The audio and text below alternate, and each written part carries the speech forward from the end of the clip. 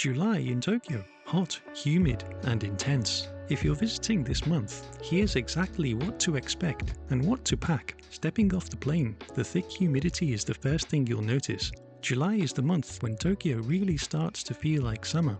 The first half of the month is still influenced by the rainy season, bringing cloudy skies and showers.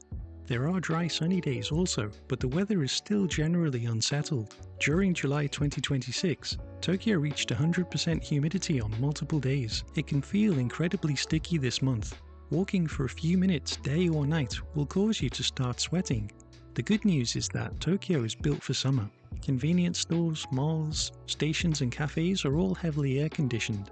You'll want to take advantage of these as regular pit stops, especially in the mid-afternoons. We'll go into places just to stand by the fridge. Average temperatures. Here are the typical highs and lows for the start, middle and the end of the month. While the highs don't look to be too extreme, it's the RealFeel figures which matter. High humidity can make it a struggle to be outside for extended periods without cooling breaks. How to stay safe in the heat. Heat exhaustion and heat stroke are a very real thing. During periods of intense heat, the number of reported hospital cases makes the daily news. To be clear, this advice applies to all of Japan and not only Tokyo. For visitors with limited time to cover a packed itinerary, it's important to heed government health advice. Stay hydrated, wear lightweight clothing, make use of air-conditioned buildings, watch the heat alerts, get enough rest and balanced food. Try to avoid moving around too much during the mid-afternoon heat, especially on days with strong direct sunlight. At this time of year, many locals, including ourselves, will tend to stay indoors during the afternoons. Even for residents, the hot and humid conditions can be exhausting. On days when weather conditions are considered a risk, we'll see these warnings on TV. Daylight and sunshine. The major upside to visiting in July is you get the longest days of the year to explore. The sunrise is around 4:30 AM and sunset is around 7 PM.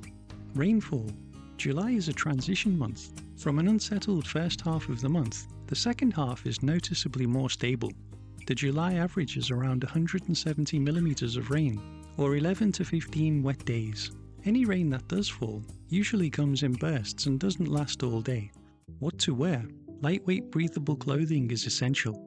T-shirts, shorts, skirts, and lightweight summer trousers work well. Must-haves: sunglasses, a hat, sunscreen, a compact umbrella to keep both the rain and sun off. To be blunt, you're going to sweat.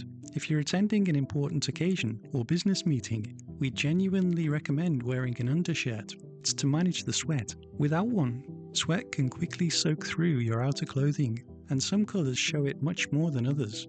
Khaki, beige, grey, yellow and red tend to highlight sweat marks, while black and white usually hide them better. Extra underwear and socks are recommended, 2 sets daily. This greatly helps us to feel fresh again if going out in the evenings. Cool down goods. These freezable neck coolers are sold in stores, but we personally don't use them. They'll not last 20 minutes in the heat. In our experience, freezing a bottle of water is a much better option and becomes an ice-cold drink as it gradually thaws. We can also find frozen bottled drinks in stores. 100-yen shops and supermarkets sell these handy bottle covers that help to keep your drinks cool for longer. The better ones have a foil insulation inside, like a thermos.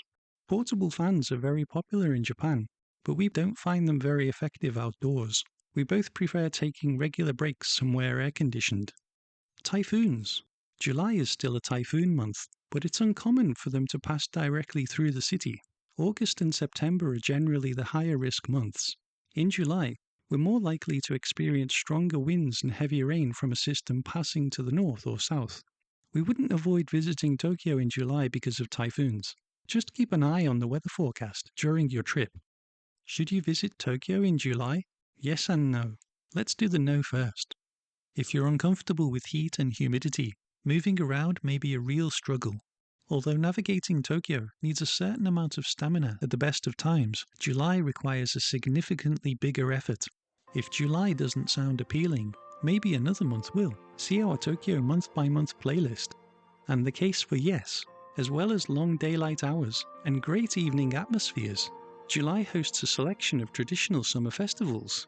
Here are a few of them: If you enjoy summer weather and can accept the sweat factor, July can be a fun time to visit Tokyo, especially experiencing the various festivals and local events. In general, just pace yourself.